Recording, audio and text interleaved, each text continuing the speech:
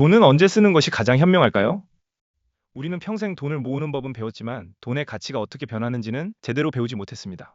열심히 일해서 돈을 벌고 아껴 쓰고 통장에 차곡차곡 모으는 것. 그것이 성실함이고 안전한 삶의 방식이라고 배워왔습니다. 실제로 절약은 분명 중요한 미덕입니다. 하지만 한 가지 질문은 꼭 해봐야 합니다. 내 통장 속 1억 원은 20년 뒤에도 지금과 같은 1억 원일까요?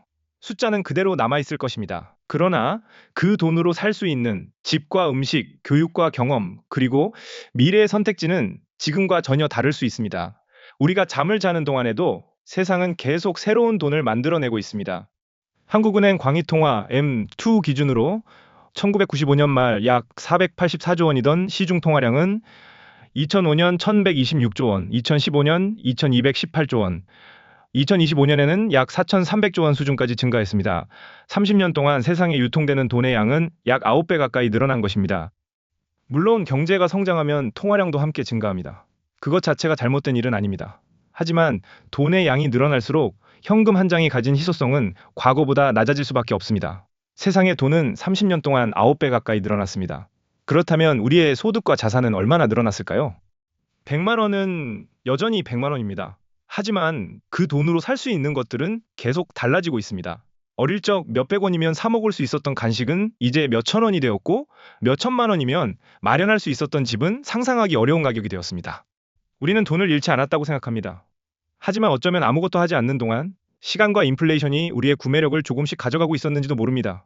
물론 현금은 필요합니다. 비상금과 생활비는 반드시 있어야 합니다. 문제는 목적 없이 오랜 시간 잠들어 있는 돈입니다. 세상이 앞으로 움직일 때 내 돈만 멈춰 있다면 결국 상대적으로 뒤처질 가능성은 커질 수밖에 없습니다. 우리 부모 세대에게는 비교적 명확한 정답이 있었습니다. 열심히 일하고 대출을 받아 집을 사는 것. 시간이 지나면 물가는 오르고 화폐 가치는 떨어졌지만 부동산 가격은 그보다 더 빠르게 상승했습니다. 월급은 꾸준히 올랐고 빚의 실질적인 부담은 시간이 흐를수록 줄어들었습니다. 미래의 소득을 조금 앞당겨 집을 산다는 선택이 결과적으로 자산을 지키고 키우는 방법이 되었던 것입니다. 그 시대에는 그것이 충분히 합리적인 선택이었습니다. 인구는 증가했고 도시화는 계속됐으며 경제는 고도 성장을 이어갔습니다. 화폐 가치 하락을 자산 가격 상승이 보완해주던 시대였습니다. 하지만 미래의 인구와 성장률, 그리고 자산 시장의 구조가 달라진 지금, 같은 공식이 같은 결과를 보장한다고 믿기에는 세상이 너무 많이 변했습니다. 저출산과 고령화는 이미 현실이 되었고, 경제 성장률은 과거와 다른 국면에 들어섰습니다. 모든 지역의 부동산이 함께 오르던 시대가 앞으로도 계속될 것이라고 확신할 수 있는 사람은 없습니다. 과거에는 물가와 임금 상승이 대출 부담을 자연스럽게 희석시켜 주었지만 앞으로도 같은 방식이 같은 결과를 만들어줄 것이라고 장담하기는 어렵습니다. 무엇보다 지금은 국내외 주식과 ETF, 채권, 외환 투자, 원자재 선물 등 훨씬 다양한 투자 수단이 존재합니다. 자본은 과거보다 빠르게 움직이고 투자자들은 더 많은 선택지를 갖게 되었습니다. 투자는 과거를 공부하는 일이지만 과거를 그대로 복사하는 일은 아닙니다. 변화하는 시대 속에서 어떤 자산이 앞으로도 시간을 이겨낼 수 있을지 끊임없이 질문하는 과정입니다. 조금 불편한 이야기를 하나 더 해보겠습니다. 부자들은 우리보다 특별히 하루가 긴 사람들이 아닙니다. 오히려 시간이 지날수록 직접 일해서 버는 돈의 비중이 점점 줄어드는 사람들입니다. 연봉 5천만 원인 직장인은 일을 멈추는 순간 소득도 멈춥니다. 반면 예를 들어 10억 원 규모의 투자 자산이 장기적으로 연 4% 수준의 현금 흐름을 만든다면 일하지 않는 시간에도 연 4천만 원의 자본소득이 발생할 수 있습니다. 돈이 스스로 움직이기 시작하는 것입니다. 물론 근로소득은 부의 출발점입니다. 대부분의 사람들은 노동을 통해 첫 자본을 만듭니다. 그러나 총자산 규모가 커질수록 근로소득의 비중은 낮아지고 자본소득의 비중은 높아지는 경향이 있습니다. 이유는 단순합니다. 사람의 시간은 하루 24시간으로 제한되어 있지만 자본은 내가 잠을 자는 동안에도 쉬지 않고 움직일 수 있기 때문입니다. 투자의 목적은 일을 그만두기 위한 것이 아닙니다. 내가 일하지 않는 시간에도 내가 만들어 놓은 자산이 함께 움직이도록 만드는 것입니다. 시간과 돈을 교환하는 삶에서 시간과 함께 돈을 벌어가는 삶으로 한 걸음 나아가는 것, 그것이 자본의 힘입니다. 그리고 이제 처음의 질문으로 돌아가 봅시다. 돈은 언제 쓰는 것이 가장 현명할까요? 답은 의외로 단순합니다. 돈의 가치가 가장 클 때 쓰는 것입니다. 20대의 100만 원과 30대의 100만 원은 같은 돈이 아닙니다. 20대의 100만 원은 새로운 기술을 배우고 다양한 사람을 만나고 실패할 기회를 살 수 있는 돈입니다.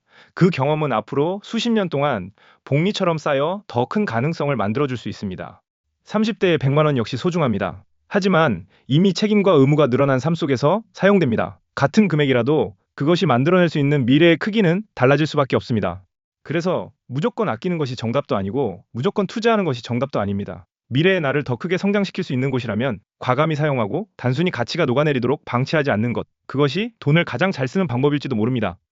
돌아보면 누구에게나 그런 순간이 있습니다. 조금 더 배워볼 걸, 조금 더 도전해볼 걸, 조금 더 경험해볼 걸.